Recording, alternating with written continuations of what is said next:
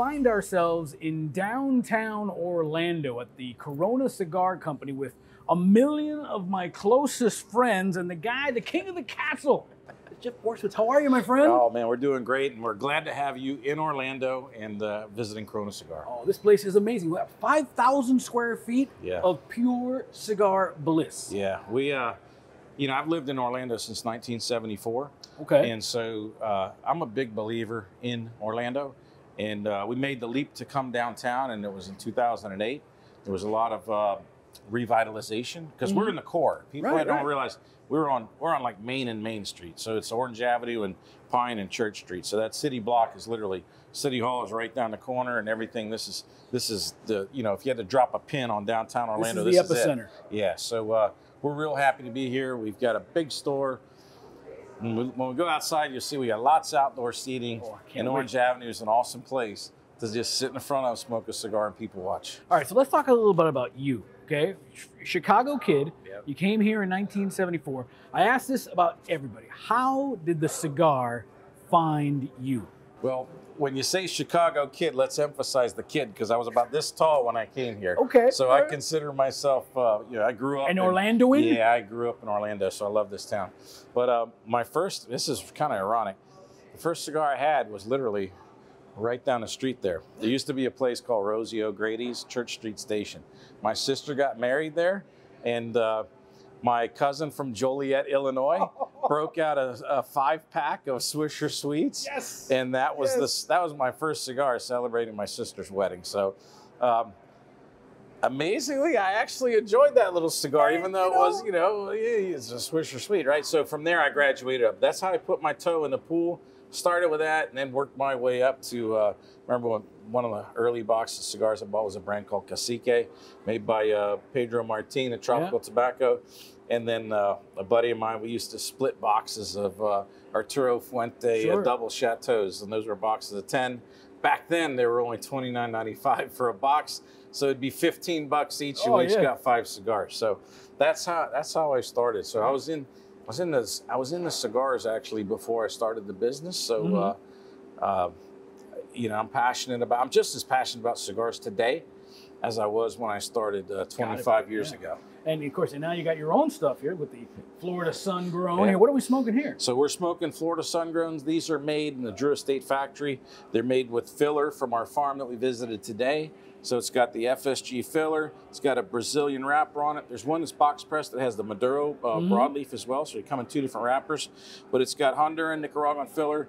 FSG is the secret sauce. FSG, the secret sauce. Yeah, and so it's a really treat to smoke this, because when you're working in a farm, it's a totally different environment, right? Right. You come here, this is urban. It's this is nightlife, and you'll see the city at night. So it's special. So you've got more than one store. How many stores do you have? So we have 3 in Orlando, 1 in Tampa. The Tampa store is our Davidoff Tampa store, and then we have a big mail order operation too. So we have a warehouse that's not too far from here. We ship to all 50 states, and where can we find that? At coronacigar.com. And believe it or not, that's how I started in the business. I started with a catalog. So I didn't have retail stores. So I started with a mail order catalog out of my house. I was running little classified ads and newspapers and in Golf magazine and stuff like that. We'd send them a catalog in the mail, and love it. That's how it started. Right? Yeah, it started that way. It's got to start somewhere, right? Yeah. Now everybody gets into this business because they love it, and you can just see your passion. You're walking around, you're talking to everybody sees you. You're not like that boss that people dive under the table. Oh, I better start typing something. Here comes Jeff. No. This is like a family environment for you, right? Yeah, because what's cool about it is that we have guys that come in that are working for Corona Cigar because they love cigars.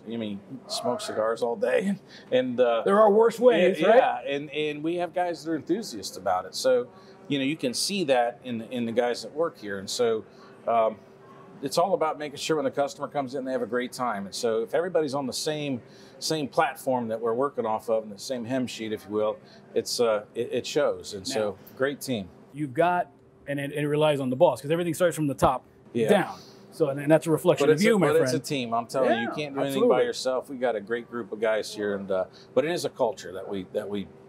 Now, one of the cultures that you helped, and again, a lot of people don't understand this, or maybe don't even realize this. You've got a nickname called the Cigar Crusader. Yeah. The Cigar Crusader, because Mr. Borysiewicz went to Washington and made sure we could be smoking cigars. Tell me about that. So that's a scary story, actually. I got that Cigar Crusader title. I wish I didn't have to get it. But the store we're standing in right now, so it was in 2007 where I had signed the lease, 7-year lease. We had a construction contract on this for over $1 million, and everything was personally guaranteed. Then the cigar tax came through that was going to raise it from 5 cents up to a cap of $10. $10 per cigar. Per cigar. And then there's something called a floor tax, and this is what really caused us problems because we keep millions of cigars in inventory.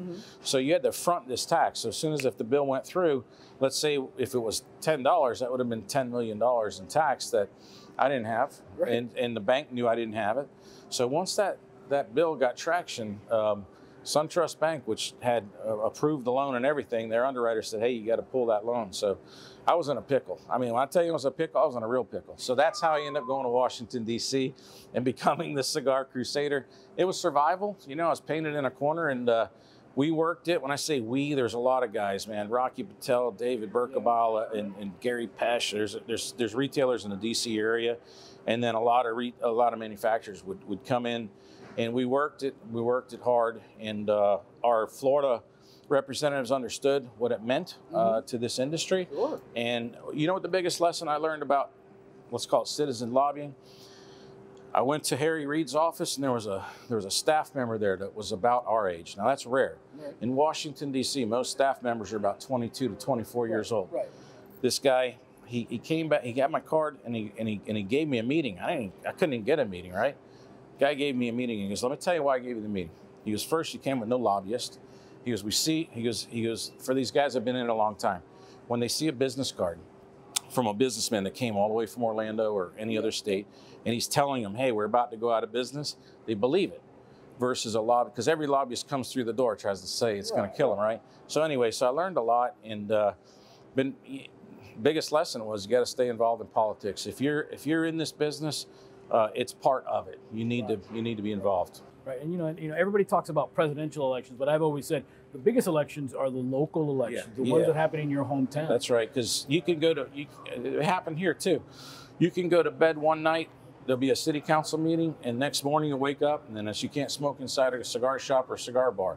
They tried to do that here. We fought that off, but it's a real. If you're in the business of cigars, you got to watch. You got to watch what's going on all the time. The Crusader. I love it. I love that nickname. All right, so let's talk about some other passions of yours. I see a lot of cigar store Indians. Yeah. Tell me. I mean, and you've got some like for real, like made out of wood. Like 6 guys got to move this. So the thing is that I'm in the history. If you watch any old westerns or even things like Deadwood or anything like that, you'd always see in the props, you'd see cigars somewhere in there. You're going to see cigars, and there'll be a cigar store Indian.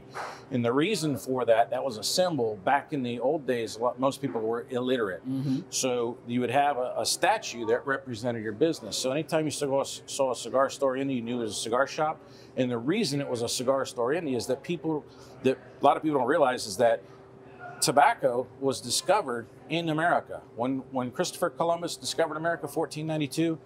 He discovered tobacco that the natives were smoking, and that's why the word cigar actually was a word by the natives.